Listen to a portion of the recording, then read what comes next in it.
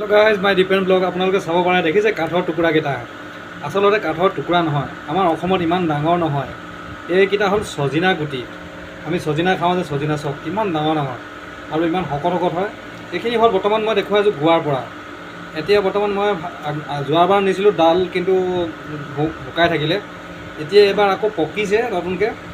এতিয়া মই এইখিনি খাবৰ কাৰণে আনিছোঁ বইল কৰিবৰ কাৰণে এইখিনি আৰু ডাঙৰ ডাঙৰ একদম পূৰা এপাত স্কেলৰ সমান মানে আছে চাইজটো দেখিলে গম পায় আৰু মাংস দেখিছে না একদম ভিতৰত একদম কিমান ধুনীয়া ধুনীয়া একদম বহুত মানে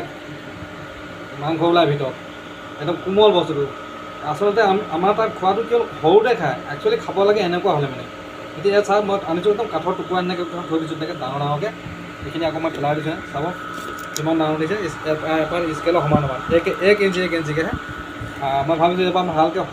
সঁচৰ কাৰণে লৈ যাম বুলি ভাবিছোঁ তেনেকৈ এবাৰ তাৰ বাবে ঠিক আছে আপোনালোকে লাগিলে শ্বেয়াৰ কৰি মই তেতিয়া কৈ পাৰিম